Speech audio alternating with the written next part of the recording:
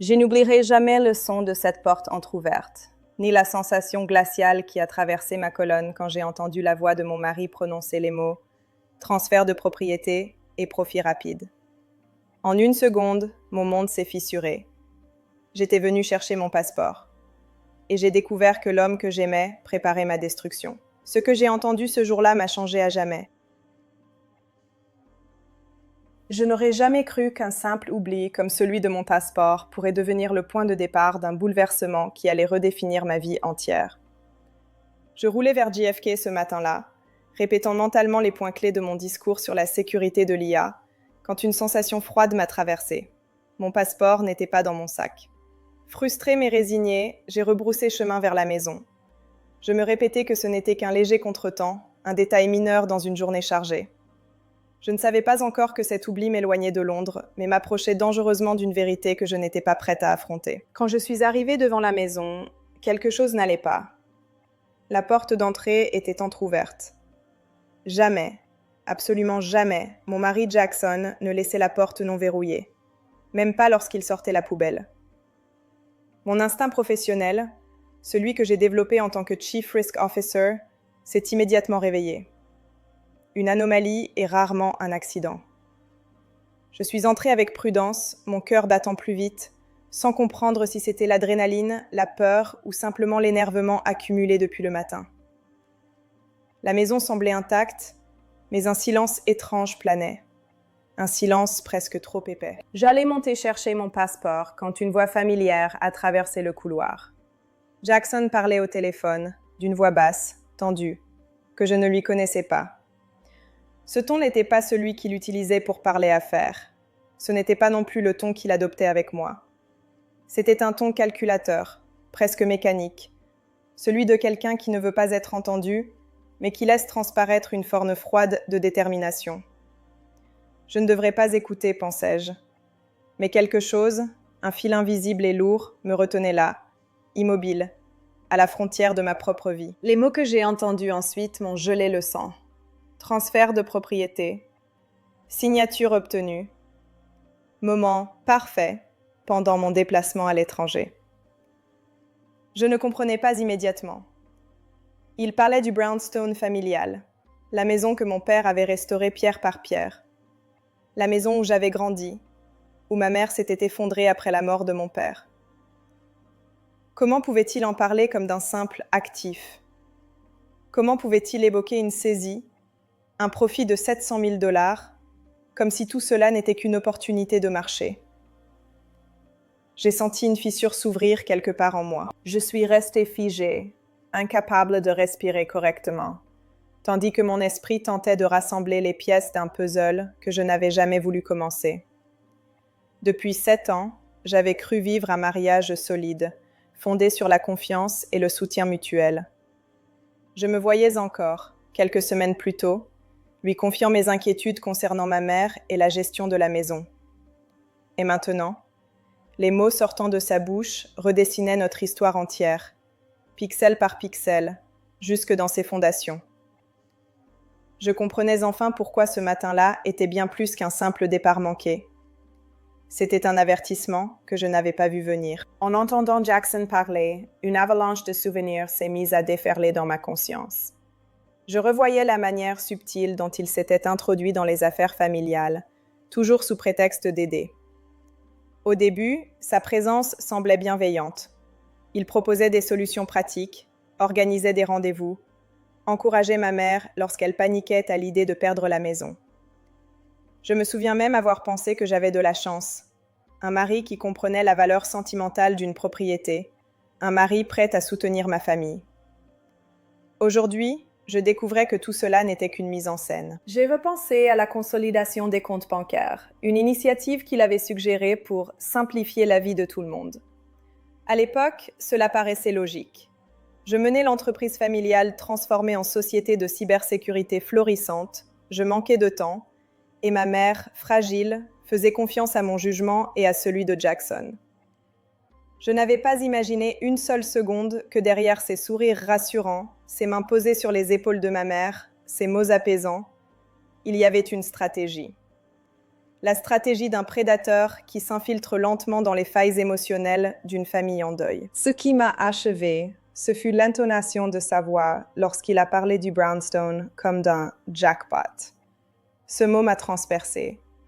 Comment pouvait-il qualifier la demeure de mes ancêtres ainsi? Ce lieu symbolisait la ténacité de mon père, un homme qui avait travaillé jour et nuit pour bâtir quelque chose que nous pourrions conserver fidèlement. J'ai ressenti un mélange de colère, de chagrin et d'humiliation. Et au milieu de tout cela, une certitude commençait à s'installer. Jackson n'avait jamais été l'homme que je pensais connaître. Mon instinct juridique, que j'avais mis de côté pour construire mon entreprise, s'est soudain rallumé. Je savais qu'avant de faire quoi que ce soit, je devais comprendre l'étendue exacte de sa trahison. Chaque mot qu'il prononçait était une pièce à conviction. Chaque respiration lourde qu'il prenait, chaque hésitation, chaque accord qu'il donnait à son interlocuteur révélait une part de la machination. Je me suis forcée à rester silencieuse, à étouffer l'envie viscérale de l'interrompre, de le confronter, de hurler. Parce que si je le faisais, je perdrais tout. Les preuves, la clarté, et peut-être même ma chance de sauver ma famille. Puis j'ai entendu quelque chose que je n'oublierai jamais. Des mots tendres, des murmures. Ce genre de douceur qu'il n'employait plus avec moi depuis longtemps. Mais ce n'était pas mon prénom qu'il prononçait. Ce n'était pas ma voix qu'il cherchait à apaiser. En une seconde, tout s'est écroulé. Il ne s'agissait pas seulement d'une trahison financière. Il y avait une autre femme, une autre vie. Tout s'imbriquait, tout s'expliquait. Et moi, j'étais là, debout dans ma propre maison, découvrant que ma réalité n'était qu'une façade soigneusement entretenue. Un décor destiné à me maintenir aveugle. Ce que j'ai compris ensuite m'a glacé encore plus profondément. Jackson comptait finaliser toutes les transactions pendant mon déplacement à Londres. Tout était minutieusement orchestré. Mes horaires, mes obligations, mon absence prévue. Il avait passé des semaines, peut-être des mois, à tout aligner pour que le piège se referme discrètement. En repensant au papier que j'avais signé récemment, je me suis sentie trahie par ma propre confiance. Dans ma fatigue et ma surcharge de travail, j'avais validé des documents que je n'avais pas pris le temps d'inspecter. Des documents qu'il m'avait présentés avec son sourire calme, habitué à me rassurer. Pourtant, au milieu de cette douleur insupportable, quelque chose en moi s'est brisé, et quelque chose d'autre est né. C'est difficile à expliquer. C'était comme une métamorphose brutale.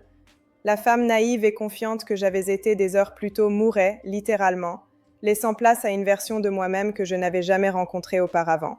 Une femme froide, une femme lucide, une femme capable de regarder en face l'horreur de la vérité sans détourner les yeux. Je savais que je devais laisser Jackson croire que son plan se déroulait parfaitement. J'ai pris une inspiration profonde, et dans cette inspiration, j'ai commencé à réfléchir non plus en épouse blessée, mais en stratège. Chaque mot qu'il prononçait devenait une donnée. Chaque pause devenait un indice. Je n'écoutais plus avec mon cœur, mais avec mon esprit. Celui qui avait dirigé des équipes entières, géré des crises, anticipé des risques capables de détruire des entreprises entières. Je n'avais jamais imaginé utiliser ces compétences pour survivre à mon propre mari. Je savais que la moindre erreur de ma part pouvait me coûter bien plus que de l'argent. Je devais partir sans bruit, sans laisser la moindre trace de mon passage. Je devais préserver l'illusion qu'il contrôlait tout. Je devais étouffer chaque tremblement dans mes mains, retenir chaque sanglot prêt à exploser dans la gorge. Je devais devenir invisible, méthodique, calculatrice. Parce qu'à ce moment-là, c'était la seule façon de rester en vie, émotionnellement, mentalement, et peut-être même physiquement. Je me suis reculée lentement, mais pas mesurée, comme si je traversais un champ de mines. En quittant la maison, je sentais les battements de mon cœur s'aligner avec une précision presque clinique. Je n'étais plus la même. Quelque chose s'était activé en moi, quelque chose de glacial, d'intellectuel, d'inflexible. Un instinct de survie mêlé à une volonté de justice. Quand j'ai fermé la porte derrière moi, J'ai senti que je refermais aussi la porte d'une vie entière construite sur des illusions. Une fois dehors, la première chose que j'ai ressentie fut une douleur sourde, un mélange de rage et de chagrin qui m'a presque mise à genoux. J'ai marché jusqu'à ma voiture comme une personne qui apprend à respirer de nouveau. Une fois à l'intérieur, la première larme a roulé, mais elle n'avait rien de fragile. Elle était brûlante, acide, presque tranchante. C'était la larme d'une femme qui venait de comprendre qu'elle avait aimé un mensonge. Et dans cette douleur, j'ai senti naître une force que je ne connaissais pas. Une force froide, déterminée, immobile. En démarrant la voiture, je savais que ma première mission était simple, disparaître de son radar. Tant qu'il pensait que j'étais en route pour l'aéroport, son plan restait intact. Cette ignorance était mon arme la plus précieuse. Je n'avais pas le droit de la gaspiller. Je devais trouver un refuge où personne ne penserait à me chercher. Je devais réfléchir à la manière dont je protégerais ma mère, comment je sécuriserais les documents, comment je renverserais son plan sans qu'il ne réalise un seul instant que j'étais déjà en train de l'observer dans l'ombre. Je conduisais sans réelle destination au début, seulement guidée par la nécessité de mettre de la distance entre moi et le chaos qui venait de se déclencher. Les rues de Brooklyn défilaient, familières mais chargées d'une nouvelle signification. J'avais l'impression que chaque feu rouge testait ma résilience, que chaque carrefour me demandait de choisir entre m'effondrer ou me relever. Et je refusais de m'effondrer. Pas cette fois. Pas pour lui. Je me suis finalement dirigée vers un quartier où Jackson n'avait aucune raison d'aller, un endroit presque anonyme, sans histoire particulière dans notre vie. En louant un petit appartement à la hâte, j'ai senti une forme étrange de paix m'envelopper. Pas une paix douce, non. Une paix tranchante. Celle qui naît quand on réalise que l'on n'a plus rien à perdre, mais tout à reconstruire. Je regardais les murs nus autour de moi comme si je venais de poser la première pierre d'une forteresse personnelle. Assise seule dans ce nouvel espace, j'ai pris une longue inspiration. Je n'étais plus une femme brisée, j'étais une femme en éveil. Une femme qui allait se battre. Une femme prête à reprendre le contrôle de sa vie, de son héritage, de sa vérité. Jackson ne savait pas encore que sa plus grande erreur n'était pas sa trahison, mais d'avoir sous-estimé la femme qu'il avait essayé de manipuler.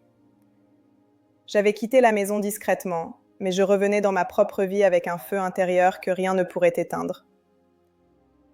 La vie nous confronte parfois à des vérités que nous aurions préféré ignorer, mais ces révélations, aussi douloureuses soient-elles, sont souvent les portes qui nous mènent vers notre véritable force.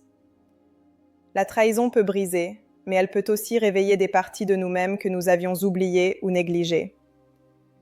Quand tout s'écroule, nous découvrons souvent ce que nous sommes réellement capables de reconstruire. Il est essentiel de se rappeler que la confiance est un cadeau précieux et que ceux qui la déchirent révèlent davantage leur propre nature que la nôtre. La justice ne se cherche pas seulement dans les tribunaux, mais aussi dans la clarté intérieure, la résilience et la capacité à reprendre sa place dans le monde malgré les blessures. Chaque douleur peut devenir un pilier, chaque perte peut devenir une impulsion pour renaître plus fort. Si cette histoire t'a touché, si elle t'a rappelé que personne ne mérite d'être trahi ou manipulé, je t'invite à t'abonner à ma chaîne pour entendre d'autres récits de vie, de courage et de vérité. Ensemble, continuons à apprendre, à nous protéger et à nous relever. Merci d'avoir écouté mon histoire.